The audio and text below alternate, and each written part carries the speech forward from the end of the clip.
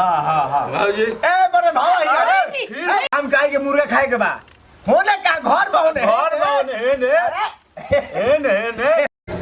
नमस्कार प्रणाम। हम आप सबके भाई रंजीत शर्मा चंदू।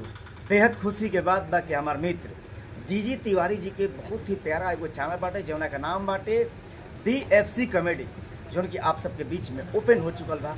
तो आप सब वो चैनल के ढेर सारा प्यार और ढेर सारा आशीर्वाद दी, चैनल के सब्सक्राइब कर ली, बेल आइकन दबा दी और कंटिन्यू हमने के वीडियो, पारिवारिक वीडियो, कॉमेडी वीडियो, संदेशजनक वीडियो आप सबके बीच में आवत रही।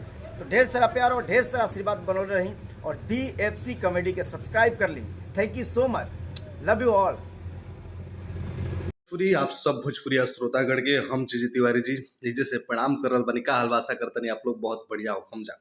आप लोग से को रिक्वेस्ट कर रहल बानी कि हमार BFC कॉमेडी एगो नया चैनल खुल रहा बा जौना पे आप भोजपुरी के देसी कॉमेडी के गांव वाला कॉमेडी के लड़ाई झगड़ा वाला रंजीत शर्मा होखस चाहे और भी जो भी कॉमेडियन वालों सब से कांटेक्ट बा, सब लोग से कोशिश हो रहा बा को लोग कॉमेडी मिले और इस चैनल पे आप लोग के देखे के मिली। एंजॉय करम जा, मजा लेम जा। तो ये चैनल के सब्सक्राइब करके घंटी वाला बटन दबा लीजा BFC कॉमेडी।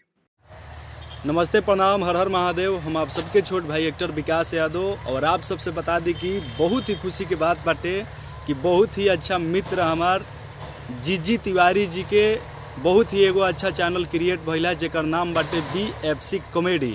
तो आप सब वो चैनल के सपोर्ट करी जा और बहुत जल्द हमनी के पूरा टीम के वीडियो ऊपर आवे वाला बाटे।